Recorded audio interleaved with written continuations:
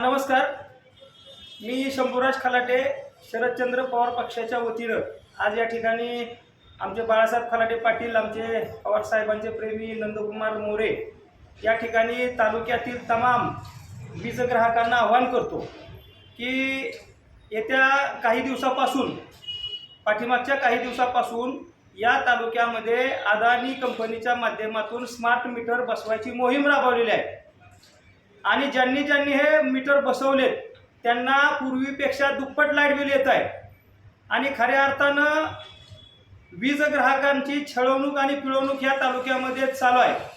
आम्ही राष्ट्रवादी काँग्रेस शरदचंद्र पवार पक्षाच्या वतीनं आवाहन करतो, कुणीही तालुक्यातल्या वीज ग्राहकाने स्वतःचा मीटर बदलायची परवानगी देऊ नये। मीटर बदलणे सक्तीचं नाही आणि जर एखादा वायरमॅन त्या ठिकाणी दलाली करून मीटर बसवण्याच्या कामी संबंधित अदानी कंपनीच्या लोकांना मदत करत असेल त्या वायरमॅनला सुद्धा आम्ही आवाहन करतो की तुमची आणि आमची गाठ पडेल। कारण उद्याच्या काळामध्ये हे जर मीटर बसले तर आपले जे प्रीपेड मोबाईल आहेत म्हणजे रिचार्ज तुमचा जोपर्यंत त्या मोबाईलमध्ये रिचार्ज आहे, पैसे आहेत तोपर्यंत मोबाईल चालू, पैसे संपले मोबाईल बंद, तशी अवस्था या राज्यामध्ये भारतीय जनता पार्टीला अदानीच्या माध्यमातून करायची आहे। उद्या जर ह्या मीटरच्या माध्यमातून तुमचं वीज बिलाच्या पोटी असणारी रक्कम संपली की तुमची लाईट बंद होणार आहे आणि म्हणून या ठिकाणी जर कोणाच्या तक्रारी असतील त्यांनी आमच्याशी संपर्क करा।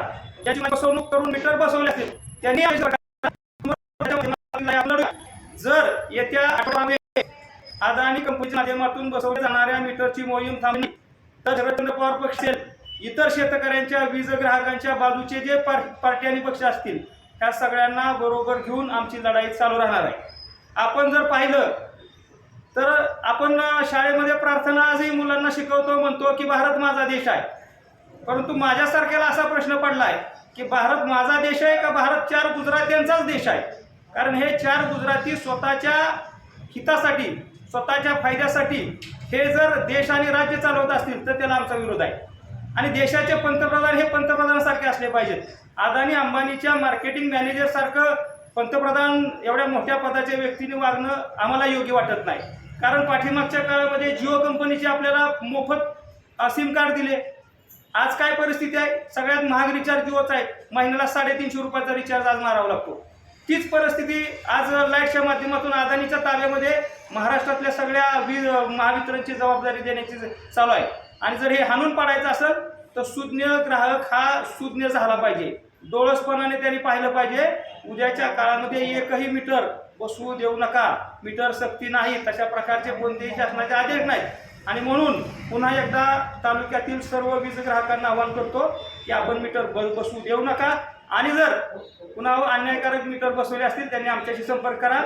हे जर मीटरची मोहीम थांबली नाही तर आठवड्याभरामध्ये संघर्षाच्या मार्गाने जायची आमची तयारी आहे। सामान्य ग्राहकासाठी आम्ही रस्त्यावरची लढाई लढायला तयार आहे।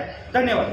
बाहेरच्या राज्यामध्ये आपण पाहतोय की काही जण आता एकत्र येऊन मीटर फोडण्याचं काम करतायत, सामूहिकपणे हे काम चालू आहे, तर तशी भूमिका आपण शरदचंद्रजी पवार पक्षाच्या माध्यमातून पुढे घेणार का? 100% सामान्य वीज ग्राहकासाठी जी कोणती भूमिका घ्यावी लागेल ती भूमिका आम्ही पार पाडायला तयार आहे। वेळ प्रसंगी आता निश्चितपणाने आम्ही ठरवलंय की जे भारतीय जनता पार्टीच्या विरुद्ध काम करतील, बोलतील, त्यांची जागा तुरुंगात असेल, सामान्य माणसासाठी आम्ही तुरुंगात बसायला तयार आहोत।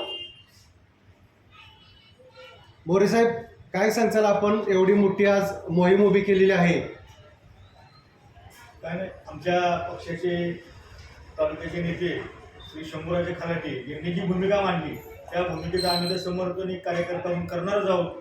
निश्चितपणे आमच्या राष्ट्रवादी काँग्रेस पक्ष शरद पवार चंद्रजी गटाकडून जी भूमिका घेतलेली ती जनतेच्या न्याय हितासाठी घेतलेली आणि खरोखर शंभूराजांनी याबाबत जे भाकीत केलेले त्या पद्धतीने आम्ही आमचं पुढचं आंदोलन असेल, आम्ही आतमध्ये बसायला सुद्धा तयार आहे, पण आम्ही मीटर मात्र लावलेलं फोडणार एवढं मात्र निश्चित।